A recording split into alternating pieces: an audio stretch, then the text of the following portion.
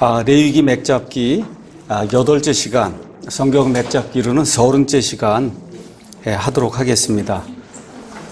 우리가 지난 3시간에 걸쳐서 레위기 23장에 나오는 하나님의 달력안에 7명절을 지금 다루고 있습니다. 그래서 우리가 유월절, 그 다음에 무교절, 초실절, 그 다음에 오순절 이렇게 이제 4개를 했습니다. 그 다음에 지난 시간까지 해서 나팔절까지 이제 하고 2개가 남았어요. 하나는 속죄일 아니면 속죄절, 그 다음에 맨 마지막적으로 이제 장막절이라는 게 남아 있습니다. 이 3개의 명절 앞에 있는 것은 예수님의 초림하고 상관이 있다고 그랬어요. 그 다음에 중간에 있는 오순절은 성령님의 강림. 그 다음에 붕 뛰어넘어서 7월로 넘어가게 되면 7월에 3개의 명절이 있어요. 7월 1일에 나팔절, 7월 10일에 속죄절, 그 다음에 7월 15일부터 21일까지 일주일 동안 장막절. 자, 보세요. 1월 15일부터 21일까지 일주일 동안 뭘 지켰어요? 무교절. 그렇죠. 일주일 동안 지킨 건 무교절이에요. 그 다음에 7월 달에도 7월 정확하게 15일부터 21일까지 일주일 동안 뭘 지키냐? 장막절을 지켜요. 이 장막절을 지키면 하나님의 캘린더에 있는 중요 사건, 중요한 그런 일정이 다 끝나는 거예요. 그래서 레위기 맥잡기 오늘 8째 시간에는 맨 마지막 2개의 명절, 하나는 속죄절, 그 다음에 다른 하나는 장막절, 이 2개를 여러분에게 이제 소개하도록 하겠습니다. 처음 나오는 게 이제 속죄절입니다. 아니면 속죄일입니다. 레위기 23장 26절 27절 제가 한번 읽어볼게요. 주께서 모세에게 말씀하여 이르시되 또한 이 7째 달의 10일은 속죄일이니 그것은 너희에게 거룩한 집회의 날이 되리라. 너희는 너희 혼을 괴롭게 하며 불로 예배하는 헌물을 주께 드리고 그날에는 아무 일도 하지 말지니 그날은 너희를 위해 주 너희 하나님 앞에서 속죄하는 속죄일이니라. 어떤 혼이든지 그날에 괴로움을 당하지 아니하면 그는 자기 백성 가운데서 끊어지리라. 이렇게 이제 성경이 기록을 하고 있습니다. 지난 시간에 잠깐 살펴본 대로 이제 교회 시대가 오순절에 시작이 됐어요. 이 교회가 언제 끝나냐면 7년 환란기 시작이 되기 전에 교회가 다 부활하고 그 다음에 휴거가 돼서 그래서 공중으로 이제 채 올라가요. 그러고 난 다음에 이 땅에 7년 환란기가 임한다. 환란기 끝에 우리 예수님께서 저 이스라엘에 있는 올리브산에 강림하세요. 그때 나팔 소리가 나고 그렇게 이제 강림한 나팔절 이제 이야기를 했습니다. 자, 이래서 이제 나팔 소리가 나면 그 자체가 하나님의 음성이에요. 누구를 부르는 음성이냐? 온 땅에 흩어져 있는 유대인들을 불러서 그 땅으로 모으시는 하나님의 음성이에요. 그래서 이 나팔절 이 나팔 소리가 울리게 되면 어느 누구도 유대인들이 돌아가는 것을 이제 막을 수가 없어요. 자, 그런데 문제가 뭐냐? 지난 시간에 말씀드린 대로 유대인들이 저 땅에 돌아가긴 하는데 유대인들의 영적인 상태가 아직 메시아를 받아들일 수 있는 그런 상태가 아니에요. 하나님께로 돌이키지 않은 상태예요. 회개하지 않은 상태예요. 영적으로 여러 가지 문제가 많은 그런 상태예요. 그래서 이스라엘 백성이 결국 장막절이라고 하는 하나님의 최종 명절, 이 장막절은 이따가 이야기하겠지만 추석 비슷한 거예요. 이 미국 사람들에게는 추수감사절 비슷한 거예요. 추수감 모든 거 다 추수 다 끝나고 나서 그러고선 이 명절을 갖는 거니까 기쁨의 절기잖아요. 근데 이 기쁨의 절기를 누리기 전에 이스라엘 백성이 영적으로 회복될 것 같은 필요가 있거든요. 이 일이 속죄일에 일어나는 거다. 이거를 여러분에게 이제 말씀드리겠습니다. 그래서 이 속죄일에 이스라엘 백성이 민족적으로 하나님께 대해서 충성하지 못한 것, 또 예수님께서 처음 초림하실 때 그 메시아를 배척한 것, 이런 거 모든 거 깨닫게 되면서 자기들과 자기 조상들의 모든 죄를 하나님께 내어놓고 회개하게 됩니다. 그래서 깨끗하게 하는 것, 정결하게 하는 것, 민족적으로 다시 나는 것, 이와 같은 일이 맨 마지막에 있게 될 그 속죄일, 그날 이스라엘 백성에게 일어나는 그와 같은 일입니다. 그래서 이 거룩한 모임은 속죄의 날이다. 그래서 우리말은 속죄일이라고 이제 표현했습니다. 교회 가면 속죄 이런 얘기를 많이 하죠. 속죄 그러면 죄가 나와야 되는데 영어로 한번 가서 보세요. 거기 가서 보면 속죄는 어톤먼트라고 써 있어요. 죄 이런 얘기가 안 나와 있어요. 거기 가서 여기 보세요. 속죄. 그렇죠? 그걸 왜 속죄라고 하는 거는 그걸 나눠 쓰면 at one month예요. 하나님과 우리 사람은 죄인이 둘이 이렇게 분리가 되어 있는데, 그러니까 둘이 이렇게 분리가 되어 있는 거를 하나로 만든다는 뜻이에요. 근데 그걸 이루려면 죄가 속해져야 돼. 우리의 죄 문제가 해결이 안 되면 하나님과 우리가 하나가 될 수 없어요. 그래서 하나님과 우리가 하나가 되는 그 일을 그래서 속죄라고 이야기한다. 달리 어떻게 표현할 수가 없는 거예요. 속죄.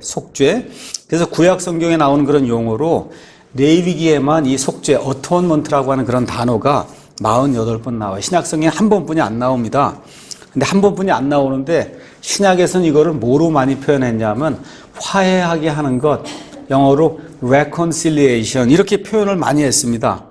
이렇게 화해하게 되니까 원수 관계가 화목 관계로 바뀌게 돼요. 그렇죠? 그래서 신약 성경에는 화목, 화해 이런 말로 이 속죄라고 하는 그런 말이 이제 표현이 됐습니다. 그래서 죄인이 하나님과 화목하게 될 때 그때는 서로 떨어져 있던 하나님과 죄인들이 하나가 되면서 말 그대로 속죄가 이루어져서 그래서 화평이 이루어진다. 성경이 그렇게 이야기하는 겁니다. 그러면 하나님과 그 다음에 죄인들이 이렇게 속죄를 이루어서 하나가 되기 위해서는 무엇이 필요하느냐? 속죄에 필요한 희생 예물이 있어야 돼요. 죄 없는 희생 예물이 영원 무궁토록 한 번에 영원 무궁토록 우리의 죄들을 치우는 그와 같은 일이 이제 필요하다. 그래서 하나님이 우리 죄 지은 사람에게 요구하는 것은 죄 없는 그와 같은 피, 그 피를 요구하거든요. 그 죄 없는 피는 물론 짐승에게서 발견할 수 있어요. 그렇지만 짐승은 사람보다 완전하지 못하기 때문에 그걸 다 죄들을 제거하는 건 불가능하다 그랬어요. 그래서 구약시대에 짐승을 많이 바쳤지만 죄들을 제거하지 못했어요. 상징으로 보여준 거예요. 죄들을 잠시 덮어준 거예요. 그래서 짐승의 피는 죄 없는 피이기 때문에 일시적으로 덮어줄 수는 있지만 죄들을 제거하지 못한다. 사람은 다 죄덩어리이기 때문에 어떤 사람의 피로도 죄들을 제거하지 못해요. 천사는 죽을 수가 없으니까 천사는 피가 없어요. 그래서 제거하지 못해요. 그래서 이 온 우주 공간에 이 일을 할 수 있는 유일한 분 하나님이세요. 그 하나님이 그대로 계시면 하나님은 영이시기 때문에 죽을 수 없잖아요. 그렇죠? 그래서 그 삼위일체 하나님, 그 삼위일체 하나님의 한 분 아들 예수님께서 이 땅에 사람의 몸을 입고 오셔서 구약시대 가서 보시면 친족 구속자가 있었어요. 그러니까 구속을 하려면 친족이 돼야 돼. 그러니까 사람이 돼야 되는 거야. 하나님이 우리와 같은 사람의 몸을 입어야 친족 구속자가 될 수 있는 거예요. 그래서 우리 하나님께서 사람의 몸을 입고 이 땅에 오셔서 친족 구속자가 되시며 죄 없는 그런 삶을 사시고 그리고 십자가에서 죄 없는 상태에서 달려 돌아가시는 그 순간에 하나님이 예수님을 죄덩어리로 만드셨어요. 그래서 하나님이 죄를 알지 못한 그분을 우리를 위하여 죄가 되게 하신 것은 우리가 그분 안에서 하나님의 의가 되게 하려 하십니다. 고린도후서 5장 21절. 그래서 십자가에 달리는 그 순간에 죄덩어리가 된 거예요. 그래서 하나님의 모든 심판, 지옥 심판이 예수님에게 놓였기 때문에 예수님이 너무너무 힘들어서 나의 하나님이여 어째 나를 버리시나이까 이와 같은 고백을 할 정도로 말 그대로 지옥의 형벌을 우리 예수님이 십자가에서 맛보는 그런 일이 생겼다.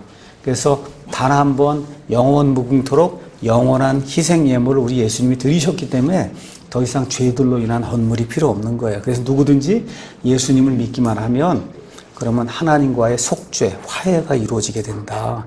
그래서 하나님과 화평을 누릴 수 있다고 성경이 우리에게 이야기하고 있습니다. 그래서 유대인들의 죄 문제 해결하기 위해서 가장 중요한 날이 속죄일이에요. 그래서 유대인들은 지금도 가장 중요하게 생각하는 게 하여튼 어쨌든 성전을 짓고 그러고서는 양을 갖다 바치고 짐승을 갖다 바쳐서 피를 흘려서 속죄를 이루고 싶어 하는 거예요.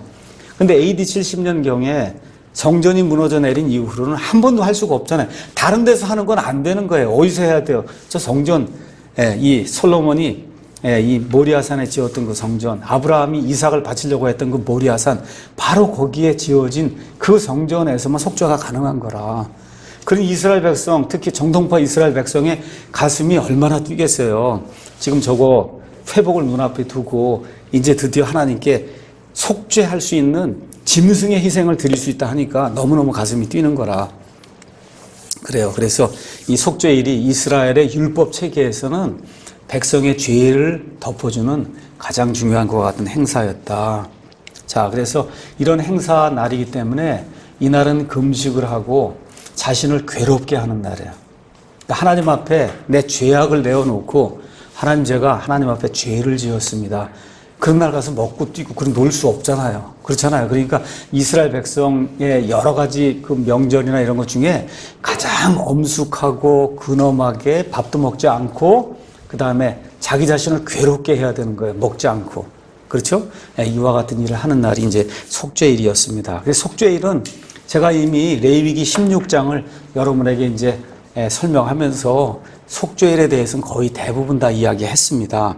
그래서 레위기 16장은 이스라엘 백성의 희생제도의 중심이 되는 곳으로 하여튼 레위기 16장 안에만 속죄라는 단어가 15번이 나와요. 그렇죠? 그러니까 얼마나 중요한 건지 저와 여러분이 이해할 수 있습니다. 또 그 안에 피라는 단어가 몇 번 나오냐? 9번 나와요. 다시 말씀드려, 이 속죄인데 어떻게 이루어진다는 게 피를 통해서만 이루어진다는 거예요. 피를 통해서만 이루어진다. 그래서 피와 피를 통한 속죄가 모세의 율법제도의 핵심이었다. 핵심. 그 일이 특별히 1년에 단 한 번 대제사장이 여기 성막이 있고 그 성막 안에 이제 성소가 있고 그 다음에 지성소가 있고 두 개를 가리는 휘장이 있었어요. 베일이 있었다고. 그 베일을 이렇게 어떻게 이렇게 걷어내고 그리고 향을 이렇게 뿌려 이렇게 해갖고 태워갖고 절대 이 앞에 있는 이렇게 보이지 않게 그렇게 하고 거기 가면 뭐가 있다 그래서 긍휼의 자리가 있다 그랬죠. 언약궤 위에 긍휼의 자리. 언약궤 안에 뭐가 들었어요? 율법이 들었어요. 정죄하는 율법이 들었다면 거기다가 피를 뿌리게 될 때 정죄하는 것이 어떻게 스탑이 된 거예요. 그렇죠? 그래서 덮어주는 그런 일이 생기게 됐다. 이게 긍휼의 자리의 의미다. 이렇게 이제 설명을 했습니다. 그 일이 민족적인 죄들의 용서가 7월 10일에 이루어진 거예요. 여러분과 저도 죄 짓잖아요. 어릴 때 엄마 아빠 말 안 듣고 하여튼 뭐 그러면 죄를 졌는데 하여튼 집에 들어가기 너무 어려운 거라 그런 일이 있을 수 있잖아요. 그렇죠? 이렇게 될 때 엄마 아빠가 용서했다 들어오라고 SOS 막 치고 막 그랬는데 들어오라고 누구 친구를 통해서 오고 그럼 몰래 이렇게 들어가고 이렇게 하잖아요. 그러니까 그 속죄라는 게 그렇게 중요한 거예요. 이스라엘 백성도 이게 민족적으로도 죄를 짓고 제사장도 죄를 짓고 죄 문제가 껄끄러운 거라 하여튼 7월 10일만 딱 넘어가면 하나님 용서해 주시는 거니까 그러니까 제일 기쁜 날이기도 하고 그 일을 이루기 위해서는 엄청나게 뭐랄까 자기를 괴롭게 하고 자기 자신을 돌아보기도 하고 그런 날이 이제 속죄일입니다. 자, 그래서 이제 제사장은 두 가지를 해야 돼요. 먼저 자기를 위해서 속죄. 제사장도 죄가 있으니까 그렇죠? 자기를 위해서 속죄하고 그 다음에 민족을 위해서 속죄하는 두 가지를 했다. 그래서 세상에 사는 그와 같은 대제사장은 죄가 있는 사람이에요. 그런데 우리에게 계신 대제사장은 죄가 없는 분이기 때문에 자기를 위해 속죄할 필요는 없는 거예요. 자기를 위해 속죄할 필요 없어요. 우리 한번 가서 다니엘서 9장 한번 가서 봅시다. 다니엘서 9장에 가서 보시면 예수님의 죽음에 대해서 이렇게 이제 표현되어 있습니다. 9장 26절에 예수님이 이제 죽는 것이 이렇게 표현되어 있어요. 62일의 뒤에 메시아가 끊어질 터이나 메시아가 죽는단 말이에요. 다니엘의 그 70일의 가운데 60일에 처음에 여기 62일에 7일에 그 다음에 60일에서 69일에가 이제 지나가게 되는데 그 62일의 맨 끝에 가서 메시아가 끊어진단 말이에요. 근데 거기 중요한 단어가 있어요. 자기를 위한 것은 아니다. 이게 개혁성경이나 NIV 이런 데 이런 게 빠져 있습니다. 자기를 위한 거 아니라는 거예요. 예수님이 자기 죄가 없는 분이기 때문에 예수님은 본인을 위해서 속죄할 필요 없다는 거예요. 알겠죠? 너무 중요한 이게 핵심 포인트란 말이에요. 제가 지난번에도 얘기했듯이 성막 안에 제사장이 열심히 일합니다. 거기 여러 가구가 있는데 뭐는 없다 그랬어요. 의자는 없어요. 제사장은 죽을 때까지 서서 일만 하는 거야. 앉을 수가 없어. 일이 안 끝나기 때문에. 근데 히브리서 가서 보니까 우리의 대제사장 예수님은 한 번 영원한 희생 예물을 드리신 뒤에 하나님의 왕좌 오른편에 앉으셨다. 그러니까 앉으면 뭐 의자가 있는 거잖아요. 앉으셨다 그랬어요. 그러니까 우리 예수님은 일을 다 끝내고 앉으셨어요. 일이 끝난 거예요. 속죄 일이 끝난 거예요. 근데 세상에 있는 이 이스라엘 백성 가운데 있던 그 대제사장 아니면 다른 제사장들은 성막에 앉을 수가 없어요. 일이 끝이 안 나니까. 계속해서 덮고 이렇게 해도 끝이 안 나니까. 이와 같은 일, 세상에 있던 그런 대제사장은 그런 일을 했지만 우리에게는 대제사장은 그거 필요치 않아요. 자기를 위해서 속죄할 필요도 없고 한 번 속죄를 이루신 후에는 하나님의 왕좌 오른편에 그 옆에 의자에 가서 앉으신다. 왜 그렇다고요? 일이 끝난 거야. 속죄 일이 끝난 거야. 단번 속죄로 끝이 난 겁니다. 이런 것들이 신약과 구약의 대비가 돼서 이제 나타나게 됩니다. 그래서 휘장을 거두고 그리고 그 안에 들어가서 피를 뿌리는 그와 같은 일을 이 이스라엘 대제사장이 했어요. 자, 그러면 백성을 위해서는 두 마리 이 염소를 준비해야 된다 그랬죠? 한 마리는 백성의 죄들을 위해서 죽여야 되고 한 마리는 또 어떻게 돼? 한 마리는 살려두는데 어떻게? 백성의 모든 죄를 그 염소에게 넘겨요. 안수를 통해서 넘겨요. 그 백성의 모든 죄가 이 염소에게 넘겨진 거예요. 그런 다음에 사람이 데리고 저 광야 밖으로 나가서 그래서 어떻게? 그냥 마음대로 가도록. 그러고 난 다음에 죽을 때까지 그 염소는 안 나타나는 거예요. 뭘 얘기하는 거야? 죄들의 제거를 이야기하는 거다. 그래서 이 순염소 하나는 죽이는 거예요. 그건 속죄를 이야기하는 거고, 속죄. 그 이후에 죄들이 제거되는 걸 보여주기 위해서 스케이프고트. 그래서 이 속죄 염소. 그건 살려두는 거예요. 살려둬야 죄를 제거하면서 어디로 사라져 버리기 때문에 이런 일들이 속죄 일에 이제 일어나게 됐다. 그래서 구약 성경의 히브리 말, 거기에 덮는다는 말, 카파르라고 하는 그런 말이 나와요. 카파르. 덮는 거예요. 죄들을 덮기만 하지 구약 시대의 그와 같은 예물들, 이 희생물들은 결코 죄를 take away, 제거하지 못한다는 거예요. 그렇죠? 이게 중요한 내용입니다. 그래서 속죄일에는 순염소 하나가 죽어서 뭘 보여줘서 속죄, 죄를 속하는 걸 보여줬고 순염소 하나는 살려두고 그 살려둔 그 염소에게 모든 죄를 다 전가시켜서 그 염소가 죄를 지고 그리고 완전히 죄들을 제거하는 그런 일을 하도록 그렇게 하나님이 예표로 보여주신 거예요. 그래서 우리 예수님은 동시에 속죄도 이루시고 죄도 제거하신 거예요. 죄를 제거하는 겁니다. 구약시대는 덮는 거예요. 덮으니까 1년마다 다시 그 죄가 생각이 나는 거예요. 또 해야 되고 또 해야 되고 또 해야 되는 거예요. 근데 죄들을 제거한다는 거예요. 그래서 다시는 더 이상 죄 때문에 헌물을 가져올 필요가 없다. 그렇죠? 그렇기 때문에 여기 예배당 이런 거에 여기에 무슨 제단에 와서 뭐 이렇게 얘기하면 안 되는 거예요. 이제 더 이상 제단이 필요 없는 거예요. 우리 믿는 자들에게는 제단이 필요가 없어요. 제단 이야기하고 제사장 이야기하고 성전 이야기하고 그러면 아직 구약 시대다. 우리에게는 제단이 아니에요. 이게 설교단이에요. 설교단. 제단이 필요하다 하는 얘기는 아직도 희생예물을 드려야 된다는 얘기예요. 그런 거 필요 없는 거예요. 제사장이 필요하다는 얘기는 아직도 희생예물을 드려야 된다. 그거 필요 없는 거예요. 예배당을 성전이라 부르는 거 아직도 희생예물이 필요하다는 그거 필요 없어요. 그렇죠? 그래서 이 구약에서 신약으로 넘어오면서는 모든 패러다임이 다 바뀌는 거예요. 왜 그러냐? 예수님이 단 한 번 영원 무궁토록 단 한 번 영원 무궁 희생 예물을 드렸기 때문에 본인 자신을. 그래서 그걸 하나님이 보여주시기 위해서 성전의 휘장이 위에서부터 아래로 쫙 갈라지는 그 일이 예수님 십자가에서 죽으시며 다 이루었다 말씀하실 때 바로 그 일이 일어난 거예요. 그래서 누구든지 하나님 계시는 그 지성소 안으로 누구든지 은혜의 왕좌 안으로 우리가 구할 것을 가지고 하나님께 나아가서 구하면 이제는 목사 통화 그러는 거 아니에요. 누가 아프고 그러는데 목사 부르는 거 아니에요. 심각하게 아프거나 해서 정말 교회에 도움이 필요한 경우가 아니라는 다 누구나 기도할 수 있는 거예요. 엄마 아빠가 기도할 수 있는 거, 친구도 같이 기도할 수 있는 거, 옆에서 다 같이 기도하고 본인도 기도하고 이런 시대지 꼭 누구를 통해서 나가는 건 구약 시대다. 그래서 특별히 아픈 경우 이렇게 돼서 병원에 입원해서 수술을 받는 이런 경우 외에는 그때는 우리 온 성도 같이 기도하고 목사도 같이 기도하고 이럴 땐 필요한 거예요. 그런 거 외에 뭐 감기 이런 거는 목사 부르고 그러면 안 되는 거예요. 그런 일까지 다 하기 때문에 목사가 마치 무당처럼 이렇게 되는 거라 그런 일 하면 안 되는 거다. 그래서 목사는 무슨 뭐 복을 가져다 주거나 그런 사람 아니에요. 그러니까 무슨 계엄 예배 이런 거 목사 부르는 거 아니에요. 목사 가서 무슨 복을 주냐 그런 거 아니라고. 뭐 그거 다 뭐하고 상관이 있는 거. 구약 시대 제사장 개념이란 말이에요. 그런 게 계엄 예배 무슨 뭐 학위 취득 예배 뭐 무슨 예배 이런 거 뭐 등등 많잖아요. 예배는 하나님께 드리는 거예요. 개업, 학위 취득 이거하고 아무 상관없어요. 하나님하고. 그렇죠? 그런 모든 것들이 다 구약 시대 어떤 개념이다. 제사장을 통해서 무언가를 이렇게 하면 하나님 내게 복을 주시겠지. 이런 걸 하기는 머릿속에서 털어버려야 돼. 이제 그런 시대가 아니다. 알겠죠? 하나님과 나와의 올바른 관계를 맺는 그런 시대다. 이런 거 이제 기억을 하면서. 자, 그러면 이 속죄일이, 마지막 속죄일이 남아있단 말이에요. 마지막 속죄일.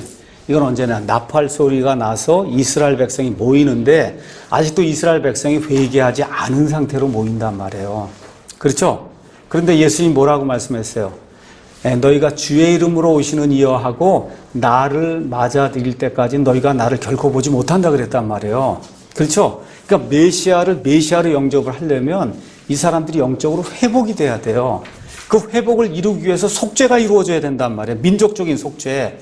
그 일이 스가랴서에 나와 있어요. 스가랴서 보겠습니다. 스가랴서 12장 잠깐 보겠습니다.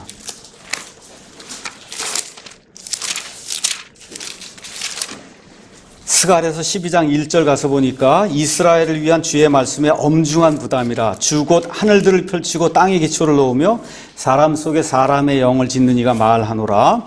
보라 내가 예루살렘으로 하여금 사방 모든 백성들에게 사람을 떨게 만드는 잔이 되게 할 터인데 그때는 곧 그들이 유다와 예루살렘을 치려고 애워싸 할 때니라. 맨 마지막 때 이때에는 이스라엘 저 국가가 온 세상 사람의 지기에 부담이 되는 그와 같은 국가가 된다는 거예요. 이렇게 되면서 결국은 곡과 마곡을 통해서 맨 마지막 때 아마겟돈 전쟁이 일어나며 이스라엘 백성을 치려고 하는 그와 같은 때가 이제 생긴다는 거예요. 이렇게 될 때 어떤 일이 생기느냐. 17절. 주가 먼저 유다의 장막들을 구원하리니 이것은 다윗의 집의 영광과 예루살렘 거주민들의 영광이 스스로 높아져서 유다를 대적하지 못하게 하려 함이니라. 그래서 그날에 주가 예루살렘 거주민들을 보호하리니 그들 가운데 연약한 자가 그날엔 다윗 같고 다윗의 집 하나님 같으며 또 그들 앞에 있는 주의 천사 같으리라. 또 그날에 여기 나오는 스가랴에서는 그날이 굉장히 많이 나와요. 이 그날은 예수님 재림하시는 날이에요. 그날에 내가 예루살렘을 치러 오는 모든 민족들을 멸하려 하리라. 내가 다윗의 집과 예루살렘 거주민들 위에 은혜의 영과 간구하는 영을 부어주리니 그들이 나 곧 자기들이 찌른 나를 바라본다는 거예요. 누구예요? 초림 때 십자가에서 찔러 죽였잖아요. 그렇죠? 재림 때 자기들이 찌른 나를 바라보고 뭐라고 얘기하는 거예요? 사람이 자기 외아들 위하여 애곡하듯 그를 위하여 애곡하며 그때 처음에 오셨던 그 메시아 바로 그분이 바로 이분인데 우리와 우리 민족이 이분을 찔러 죽였구나 하고 애통하는데 자기 외아들을 잃게 되면 부모가 얼마나 애통하겠어요. 그렇죠? 그렇게 애통을 한다는 거예요. 이게 뭐 속죄일에 이런 일이 일어나는 거예요. 아까 속죄 레위 가서 읽어보니까 자기 혼을 괴롭게 하고 그렇죠? 하나님 앞에 죄를 내어놓고 이런 가운데 속죄가 이루어지잖아요. 이스라엘 백성이 지난 한 2000년 동안 AD 30년 그 이후로 하나님 계속해서 대적하는 가운데 결국 다 쫓겨 지내는 가운데 아직도 회개하지 않고 지금 저기에 돌아가 있잖아요. 그렇죠? 이 모든 것들 생각하면서 나중에 하나님이 사면 초과가 돼서 아마겟돈 전쟁으로 사람들이 몰려오고 할 때 하나님이 기적적으로 구출해 준단 말이죠. 이런 가운데 재림하시는 그 예수님 그걸 맞이하는데 이런 상태로 안 되잖아요. 그때 하나님이 그것도 그냥 되는 게 아니에요. 뭐라고 했어요? 하나님이 은혜의 영과 간구하는 영을 부어주신다는 거예요. 이 민족적으로 이 민족이 하나님께 간구하고 자기 자신을 괴롭게 하고 자기들이 찌른 누구예요? 예수님이잖아요. 그 예수님을 바라보고 애곡하게 그렇게 만든다. 그래서 12절 그 땅에 애곡하되 가족마다 따로 애통하리니 곧 다윗의 집 가족이 따로 하고 그들의 아내들이 따로 그냥 다 애곡하는 거예요. 이렇게 될 때 13장 1절에 그날의 죄와 더러움을 씻기 위한 셈이 다윗의 집과 예루살렘의 거주민들 위해 열리리라.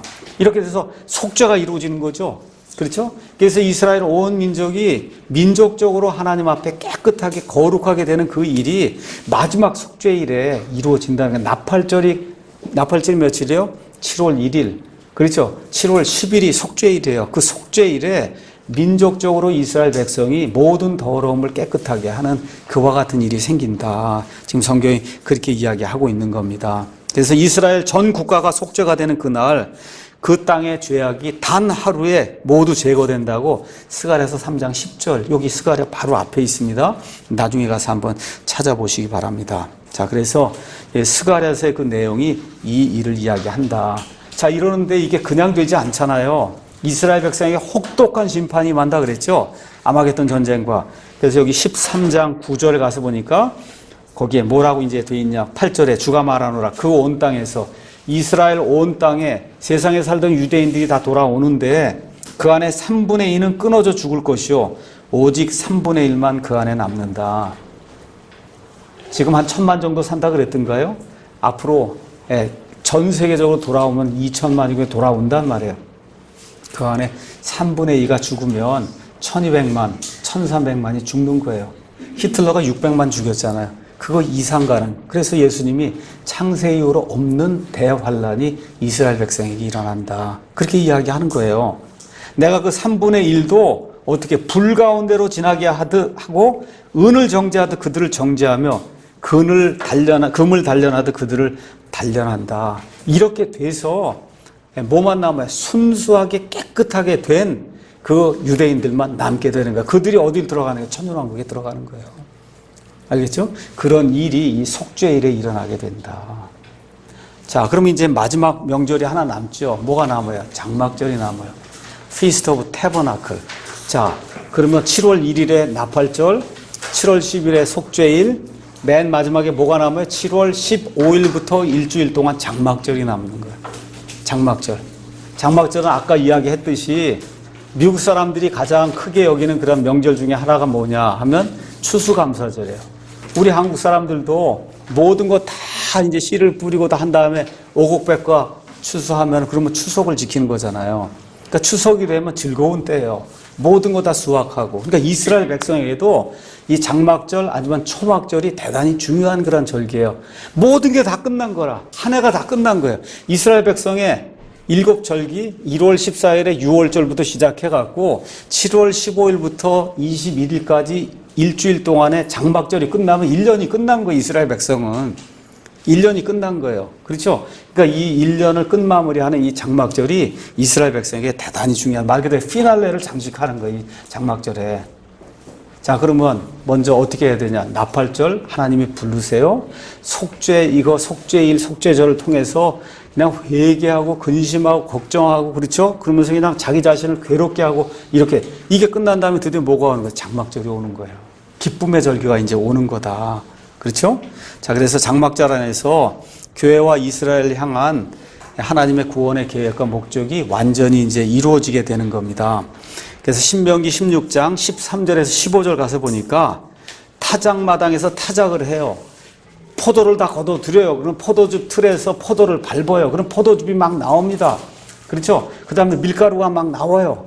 그래서 이 곡식과 그 다음에 이 포도즙이 이제 나오면 그걸 다 거두어 드린 다음에 거두어 드리고선 일주일 동안 7월 15일부터 그 다음에 7월 21일까지 그러면 우리나라의 지금의 달력으로는 대충 10월 10일부터 10월 한 17일까지 그러니까 지금의 달력으로는 그때 이제 추석을 지키듯이 이 사람들이 장막절을 지키는 거예요.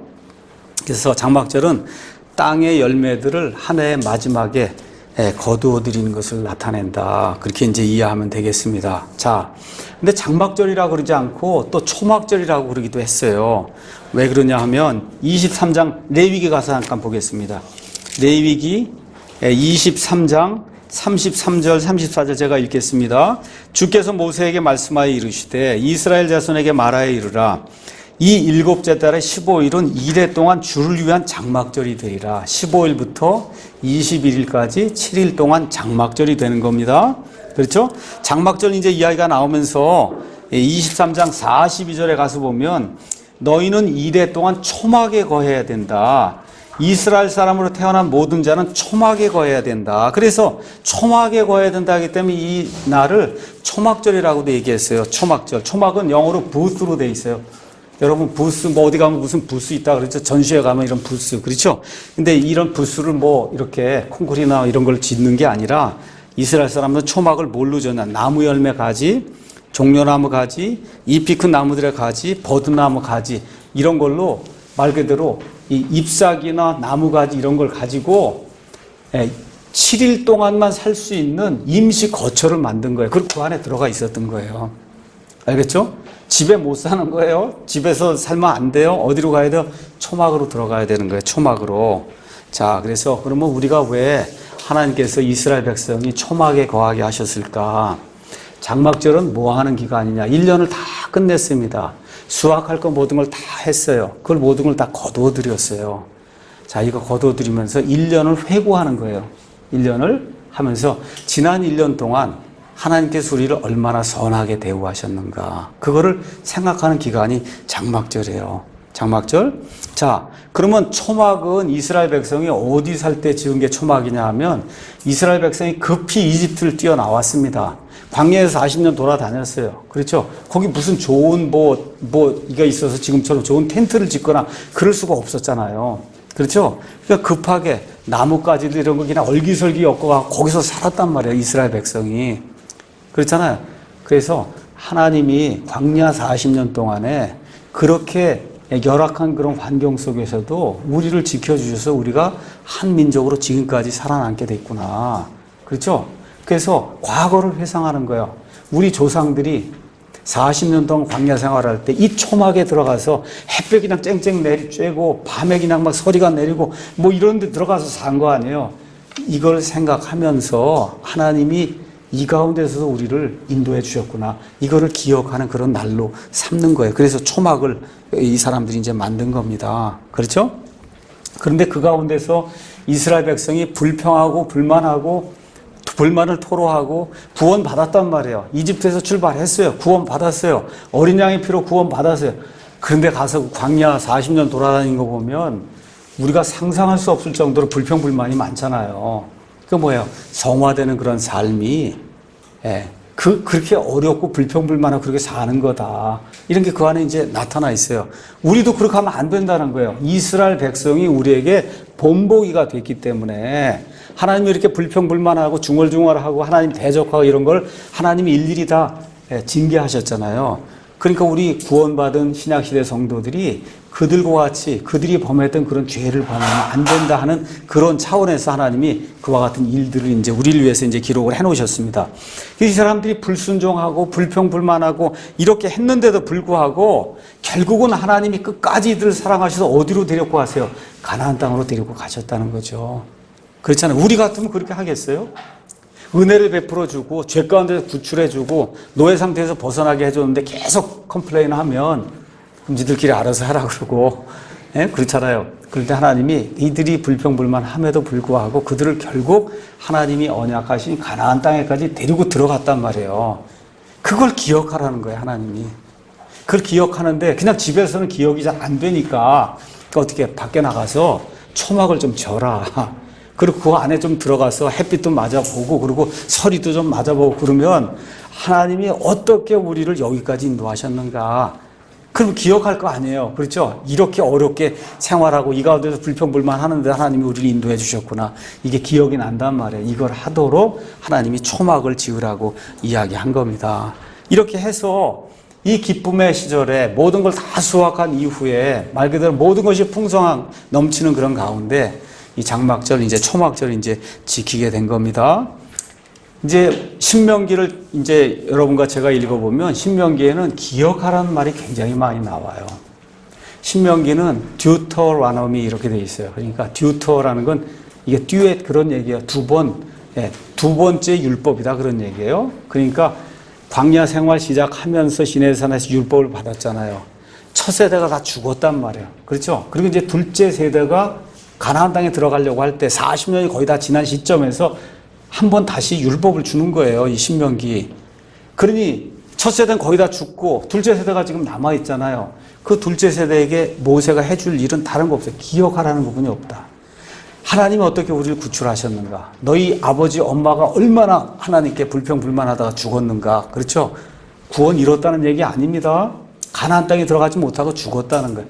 이런 모든 걸 기억하라, 기억하라, 기억하라가 신명기의 핵심 단어예요. 기억해라. 그렇죠?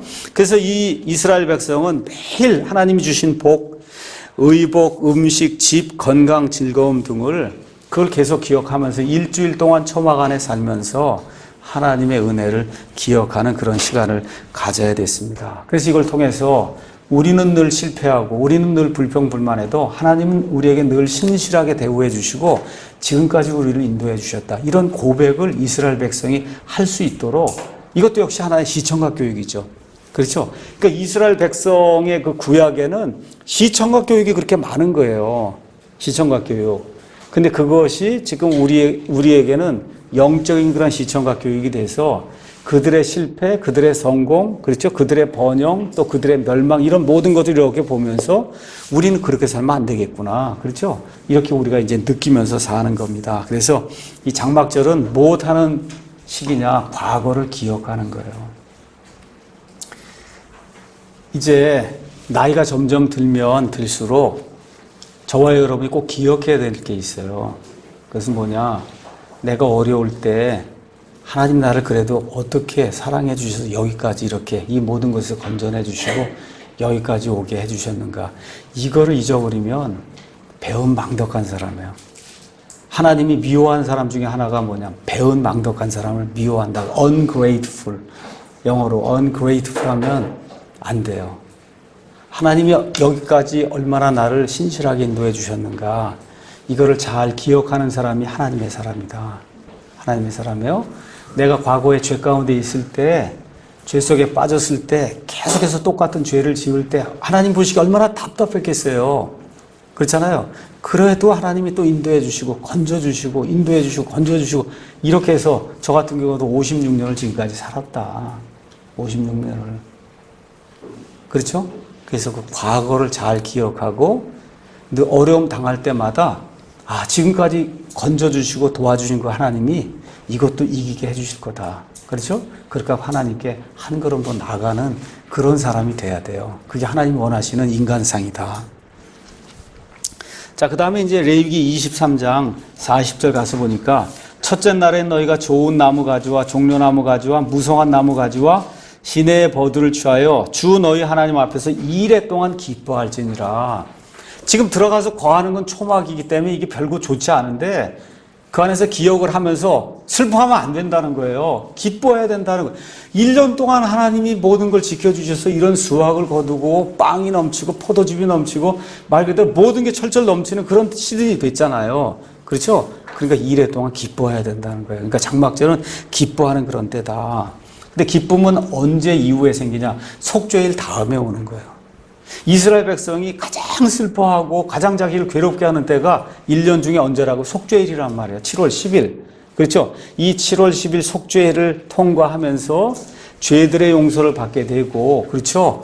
근데 죄들의 용서 그냥 생기지 않잖아요. 금식하고 엄청난 어려움, 고통 가운데 그걸 지나고 나면 뭐가 있어요? 속죄일 다음에 장막절이 있는 거예요. 장막절. 그 장막절에 1년 동안 하나님이 함께 해주신 그 일, 이걸 기억하고 기뻐해야 된다. 그렇죠? 장막절은 의미가 대단히 커요. 장막절은 7째 달. 보세요. 7째 달. 그렇죠? 그 다음에, 7째 명절 7개 있는데 그 7개 명절에 맨 마지막 7째 명절, 7째 달에 7일 동안 지키는 거예요. 777. 7이라는 게 하나님의 숫자에서 완벽의 숫자잖아요. 그 완벽의 숫자가 3개가 겹치는 명절이 장막절이에요. 그렇죠? 그러니까 이스라엘 백성에겐 가장 큰 기쁨이 넘치는 그와 같은 이 명절이 장막절이다. 자, 이렇게 되는데 이제 이스라엘 백성을 위해서도 맨 마지막에 예수님 재림이 이루어질 때 장막절이 이제 이루어집니다. 장막절. 그러니까 이스라엘 백성이 천년왕국이 이루어지면 그때 천년왕국에서 계속해서 지켜야 될 그런 절기가 장막절이에요. 우리 한번 스가랴서 가서 보겠습니다. 마지막으로 지키는 명절이 장막절.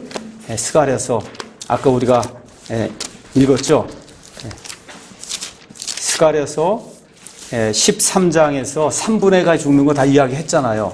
그러고 난 다음에 14장으로 가서 보면 14장 4절에 그날에 그분의 발이 예루살렘 앞 동쪽에 있는 올리브산 위에 설 것이요. 올리브산이 거기에 한가운데서 동쪽과 서쪽으로 갈라짐으로. 이게 누구예요? 여호와 하나님이 올리브산에 내려오신단 말이에요. 그분이 누구예요? 예수님이잖아요. 그렇죠? 예수님이 올리브산에서 올라가신 것처럼 예수님이 여기 올리브산에 내려오신다고요. 구약신경에 나와 있는 여호와 하나님, 주 하나님이 예수님이에요. 예수님. 많은 분들이 아버지 하나님이 이렇게 더 크고 아들은 그거보다 조금 아들이니까 아버지가 더 크고 아들이 이렇게 생각하는 분이 굉장히 많아요. 아니에요.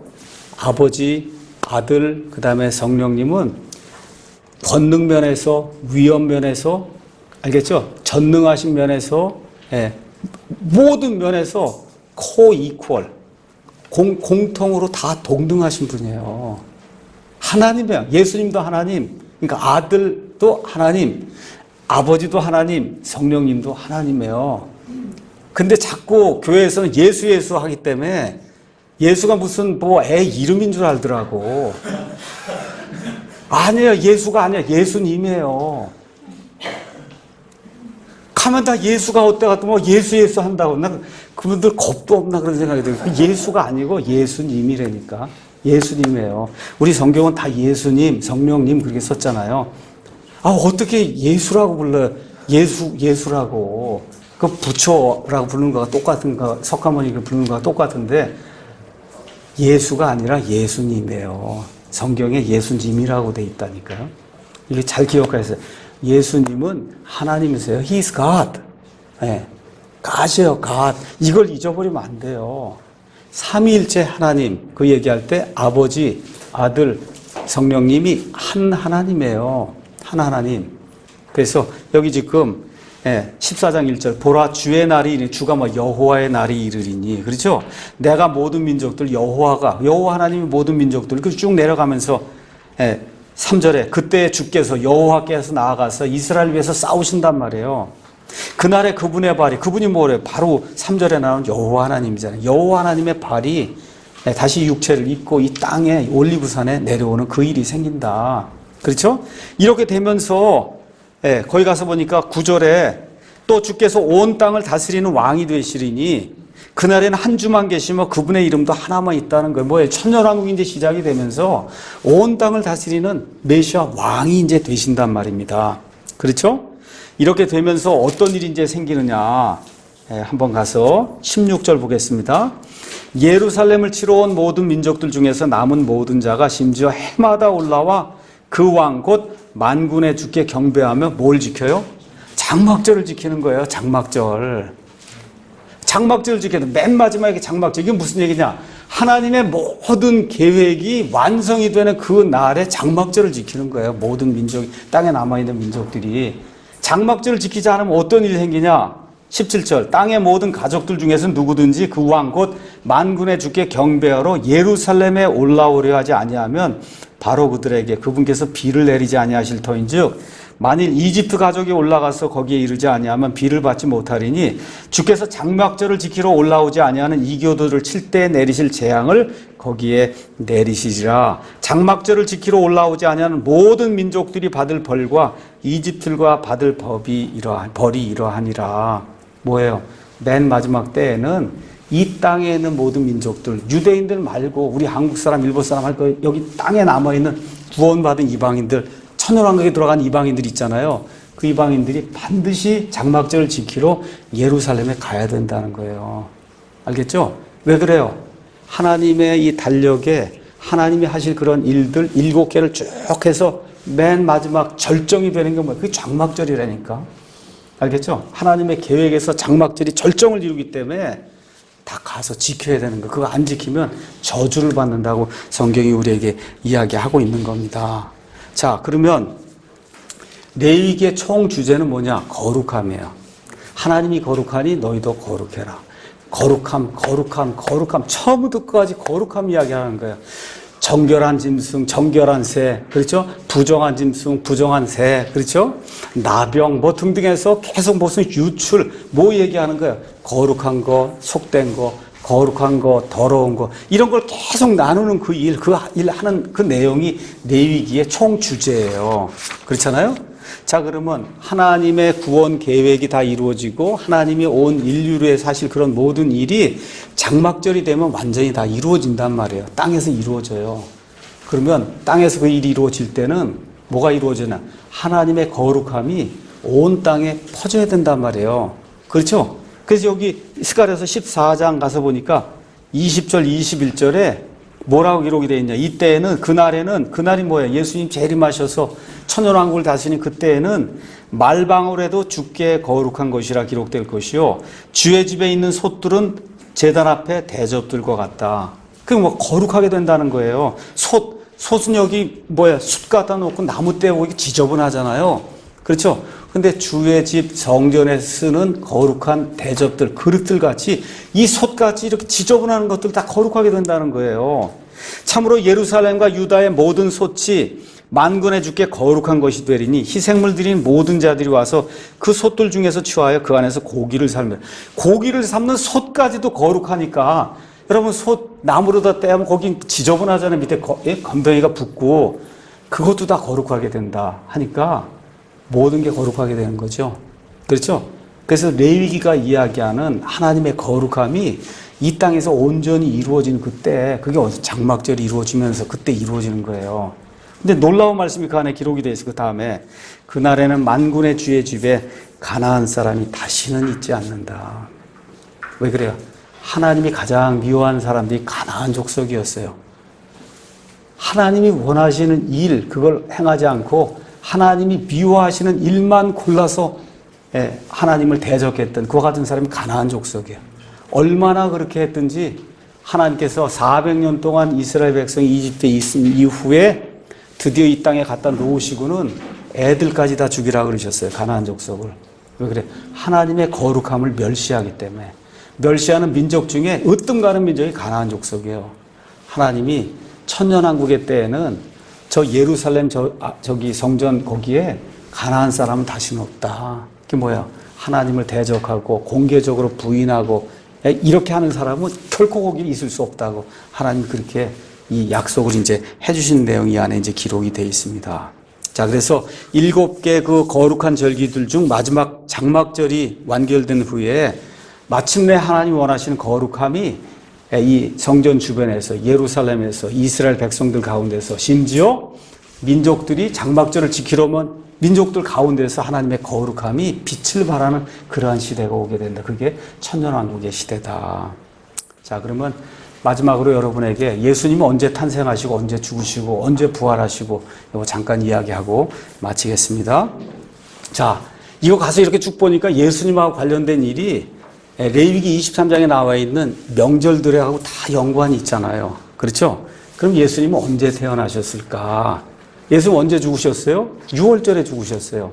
언제 부활하셨어요? 초실절에 부활하셨어요.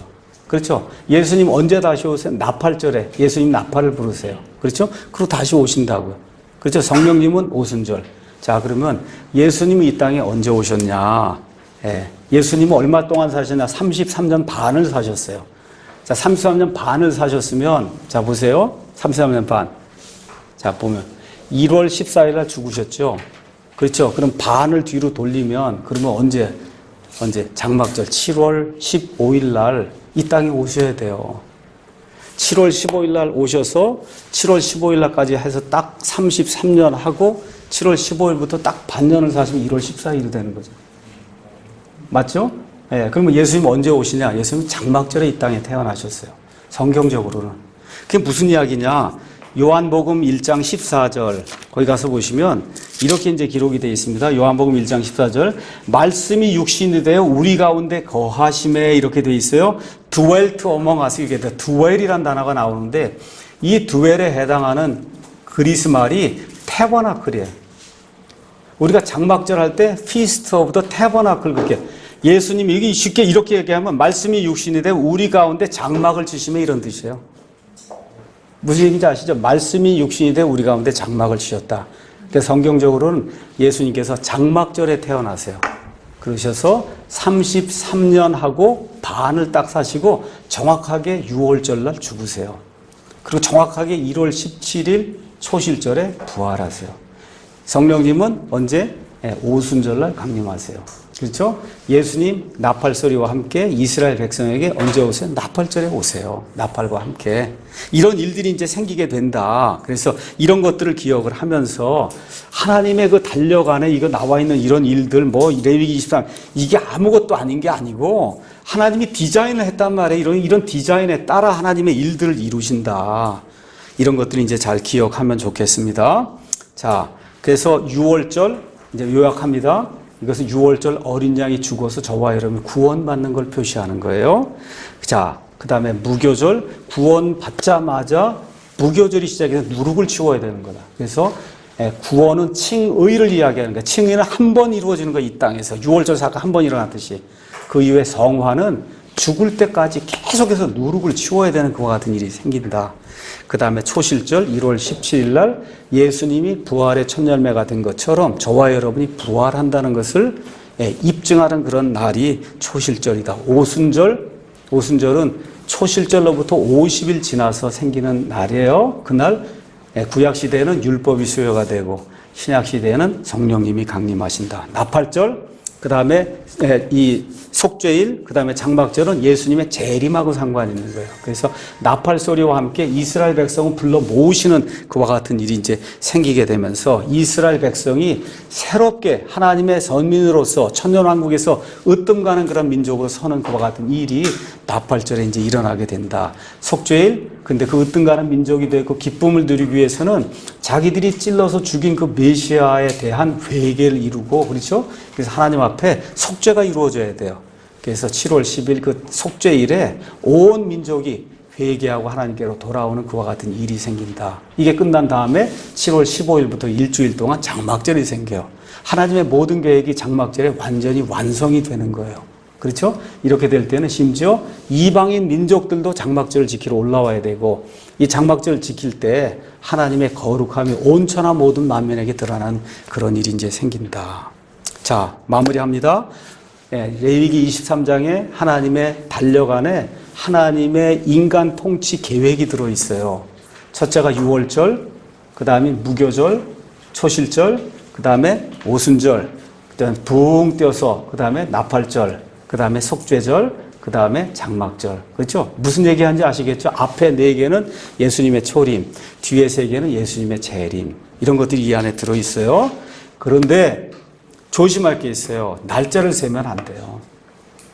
지금부터 23년 전이니까 1992년도 10월에 다미선교에서 날짜 정했죠. 10월 며칠 날 예수님이 오신다. 그게 무슨 날이에요? 그날이 나팔절이에요. 그날 이 사람들도 그냥 헛얘기한 게 아니라 다 연구해 보니까 나팔절 날 예수님이 오신다. 그거 다 알게 되니까 어떻게 날짜를 나팔절로 잡은 거예요. 1992년 10월에 나팔절로. 우리는 그런 일을 하면 안 된다. 물론 우리는 나팔 소리가 나면 올라가요. 이거 그 나팔절의 나팔 소리가 아니에요. 공중에서 나팔 소리가 나면 우리가 올라가게 되는데 성경에는 그 날은 모른다고 돼 있어요. 그 날 안다 그러면 이단이에요. 모릅니다. 그러니까 저와 여러분 어떻게 해야 돼요? 죄를 치우면서 매일매일 한 그루의 사과나무를 심듯이 매일매일 거룩한 삶을 살면, 그러면 우리가 잘 때 예수님 오시든지 차를 몰고 갈 때 오시든지 설거지를 할 때 오시든지 나팔 소리가 나면 어때? 우린 들려 올라가는 거예요. 예수님 안에 있는 게 중요한 거지 밤에 흰옷 입고 모이고 그런 거 아닙니다. 아시겠죠? 그래서 중요한 사실은 예수님 안에만 있으면 그러면 끌려 올라간다. 예수님이 채워서 올라갑니다. 그렇죠? 바로 그날을 우리가 사모하면서 레위기의 총 주제처럼 거룩하게 우리의 삶을 이렇게 살펴보고 거룩한 삶을 살기 위해서 힘써서 노력하는 우리 모두가 되면 좋겠습니다. 여기까지 하고 마치겠습니다.